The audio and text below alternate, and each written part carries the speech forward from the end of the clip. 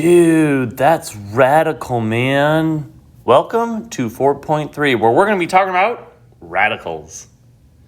Okay, as mentioned, we are talking about radicals, but not like in the dudular radicals, but in the mathematical radicals.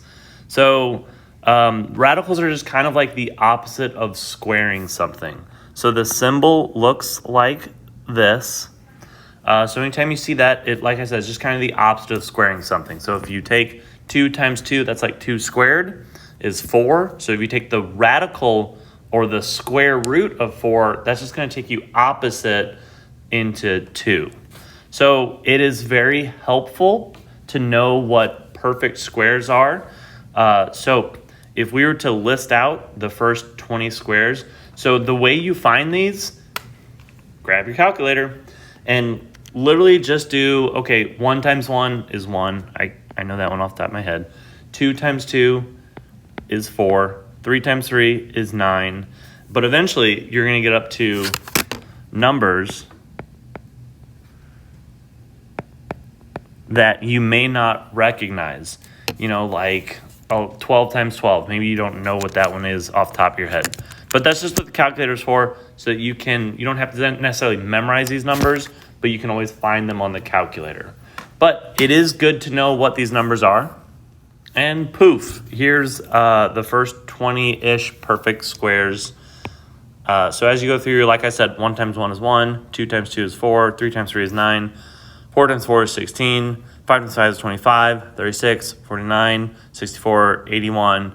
And after that, all of these, as we go through these, I'm gonna kind of show you how I would find them without having all of these memorized. Again, I am not gonna ask you to memorize these things, but it is good to be familiar, at least with the first 5 or 6 of them, because you're gonna be needing those numbers.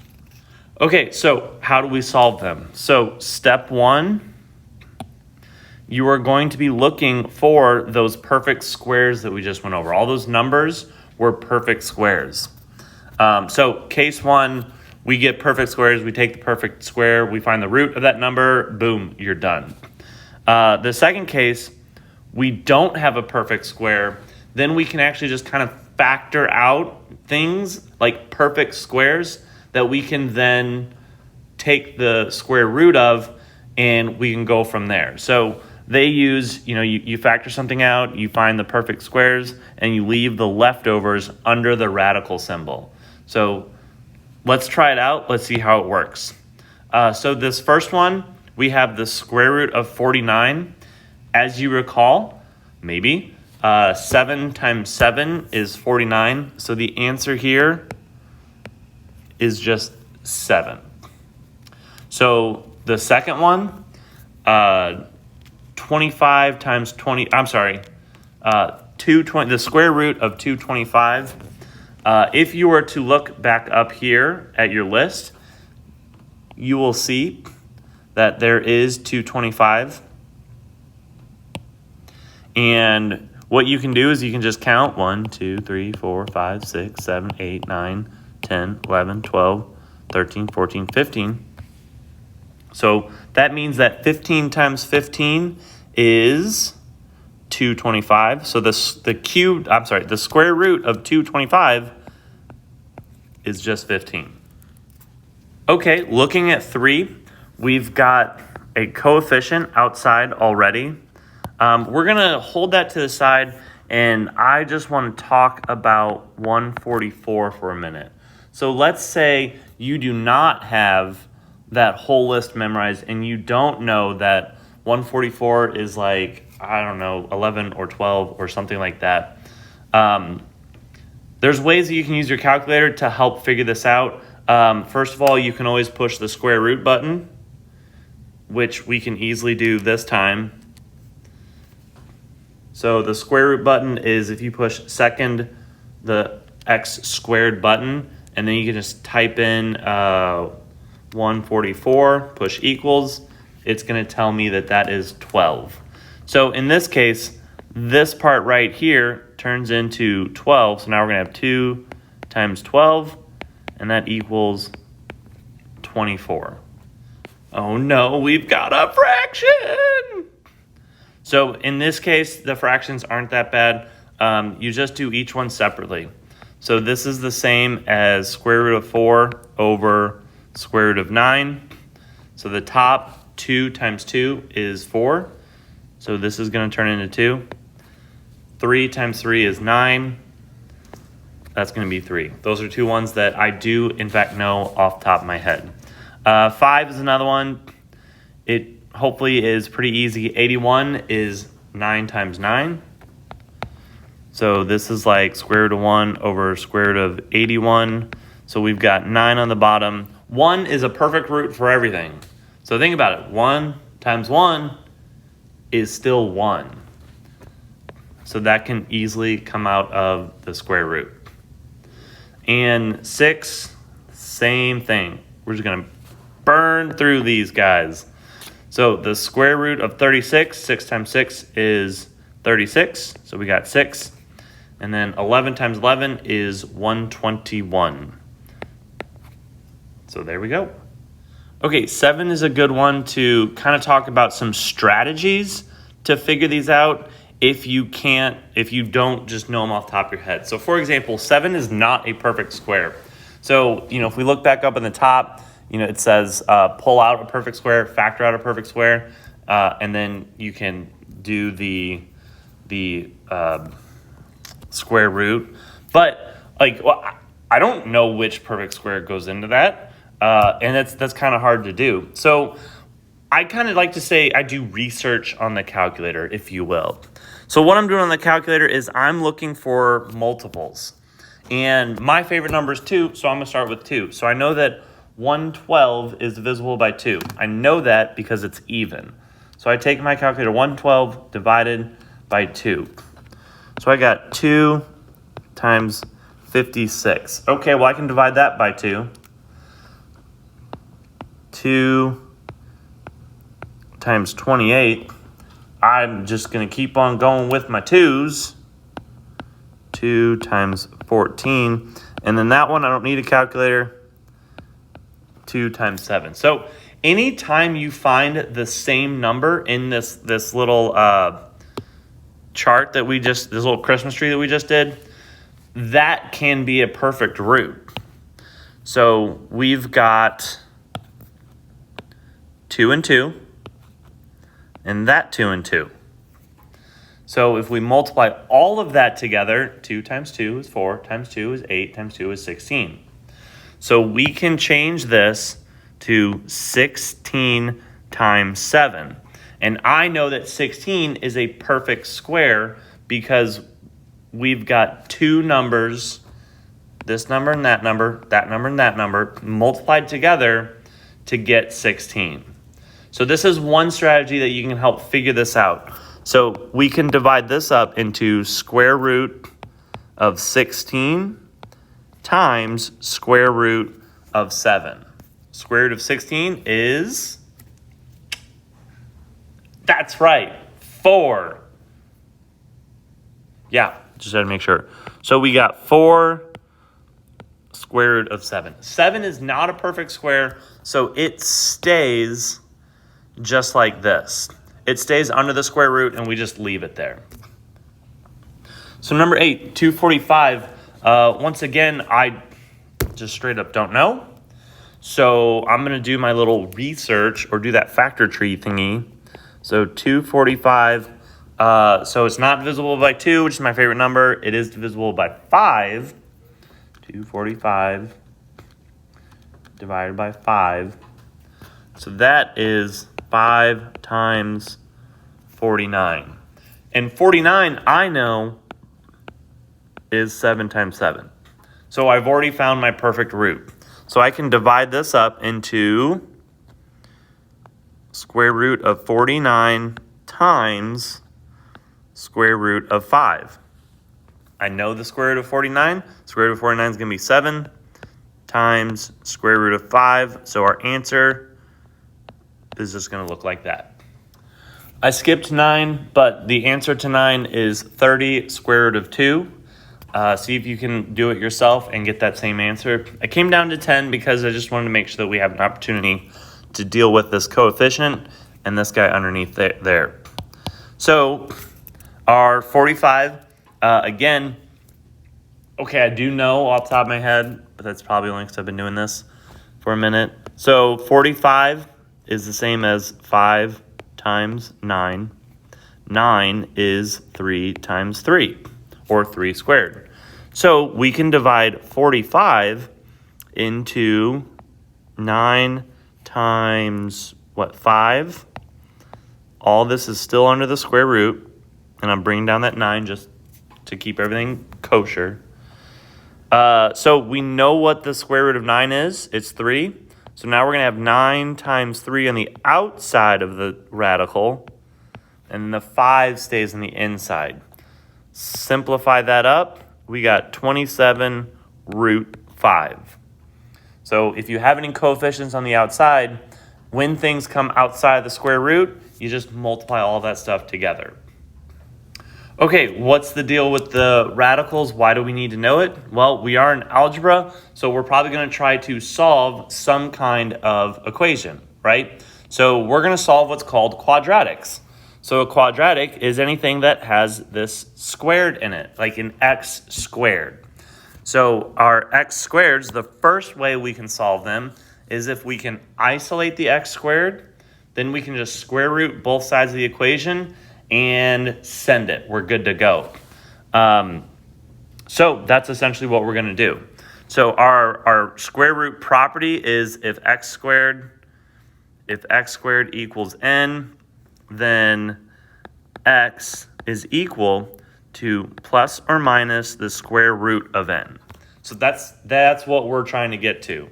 Now, our plus or minus, this is important because think about if you square something. Like 3, for example. If you take 3 times 3, what is it? It's a positive 9. But if you take negative 3 times negative 3, what answer is it? It's still a positive 9. That's why our answers, you will see this a lot, is plus or minus. Yes, those are both answers, and it corresponds to 2 different numbers. Don't get comfortable with just going plus or minus, whatever. Just remember in your head that there is 2 different numbers there. That will come into play probably in several days. But so what we're going to do is step 1, we're going to rewrite the equation to x squared equals n. We're going to take the square root of both sides. We're going to simplify the radical and place a plus or minus to indicate both answers. And then we are good to go.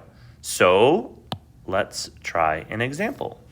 Okay, here we are at number 1. We've got x squared minus 64 equals 0. So we're going to add 64 to both sides. Plus 64. Sorry, that little thing distracted me. So then from there, we are going to square root both sides, which we will get x equals plus or minus 64, I feel like that's a root. Is that 8? I should know this off the top of my head. It is, in fact, 8. I just did the square root button on my calculator, so can always default to that. All right, next one, 14. So, oh no, we've got a number there and a number there. Whatever shall we do? Same thing. 7x squared equals... Yeah, I should be able to do that in my head too. Whatever. So we've got this coefficient here. We don't want that. We can take the square root of that, but then it's going to get ugly, and we don't want to take the square root of that 7. So what are we going to do? Divide both sides by 7. That way we have x squared by itself equals 1. That means that x equals 1, right? If you said wrong, you're right. You need that plus or minus. Again, it is 2 answers. So number 15, we're just going to subtract 5 from both sides. Just set my calculator away. So then we've got 81x squared equals 16. Ew, gross. We're still going to divide both sides by 81. yes, it's a fraction, but in this case, we don't hate fractions because they're not that hard to deal with. But now we're going to divide both sides by square root. I'm sorry, we're going to square root both sides. Words mean things. So then this side is like square root of 16 over square root of 81, which equals 4 over 9. So our x is actually equal to plus or minus 4 over 9. And it's okay that it's a fraction. Okay, we're going to go down the left side of the page. I'm at 16. So we're going to minus 1 from both sides. We've got 8x squared equals 16. Look, 16. Divided both sides by 8. X squared equals, is that 8? Yeah, that's weird. So then we've got x equals square root of 8, plus or minus. So we're not done with that. That square root of 8 can simplify. It's not a perfect square, but you can pull a 4 out of it. So when that 4 comes out, so that is going to get divided into square root of 4 times 2. All of that's still under the square root. So then we've got x equals plus or minus. We know the square root of 4. So we're going to have 2 square root of 2. So this is a valid answer. Plus or minus 2 square root of 2. This is actually a more precise answer than a decimal. You can plug this into your calculator and get a decimal. And in the real world, if you did like engineering or building or anything like that, yeah, you would always want a decimal. But for here in this class, I want to see this just because, hey, we're learning how to use square roots. So we got 19. So you'll notice that there's a negative sign that's attached to our squared term. That's okay. You can either just do everything and multiply everything by -1, or what I'm going to do is I'm just going to do plus 3x squared, plus 3x squared, and then plus 77, plus 77. So then we're going to have 81 equals 3x squared. Divide both sides by 3. So now we're going to have 27 equals x squared. So then from there, it's the same as always. Square root both sides. So then we're going to have x equals a plus or minus. A 9 can come out of that. 9 times 3. So then when we take the square root of 9, that's going to be 3 square root of 3. And that is, in fact, plus or minus. See, I wanted to stick around for this problem because this is just more fun. So we've got like a weird square in there, but that's okay. All we got to do is FOIL it out. Y'all remember that stuff? And then it'll all just kind of work in a very similar way. So actually, no, I take that back. It's even easier than that. This is essentially our x term, and it is squared.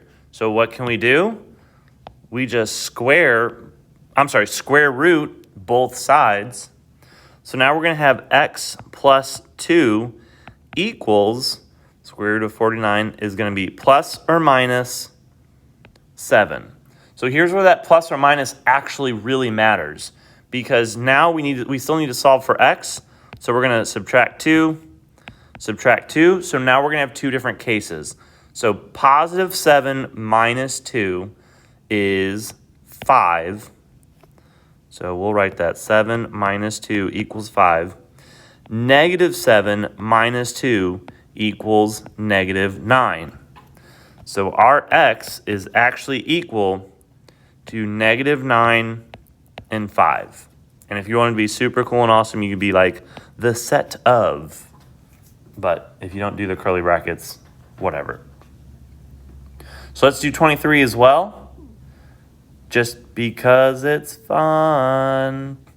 So just like the normal variables, you need to isolate the squared term from everything else. So before we start on this, we're going to divide both sides by 3. So now we're going to have x minus 1 squared equals, what is that, 4? No, 6. That's why I check things with a calculator. So we're going to square root both sides. Square root, square root.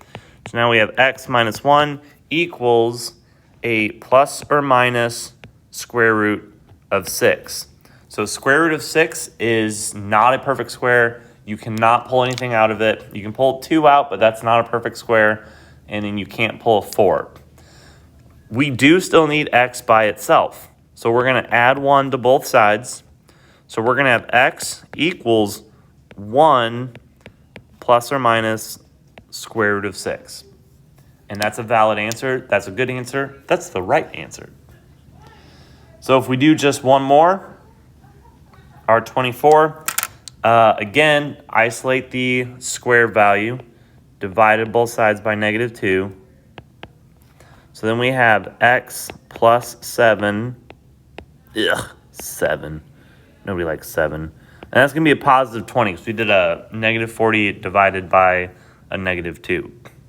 So now we are going to square root both sides. So we've got x plus 7 equals plus or minus square root of 20. Square root of 20 is the same as the square root of 4 times 5. I knew that. Just testing you. Plus or minus. We'll just rewrite everything because why not? So then, square root of 4 is 2. So we're going to have x equals, we got to subtract 7 from both sides as well. So we're going to have -7 plus or minus 2 square root of 5. So this 4 went into that 2, or turned into that 2. And that's your answer. See? Now that wasn't so bad. It might have even been pretty rad.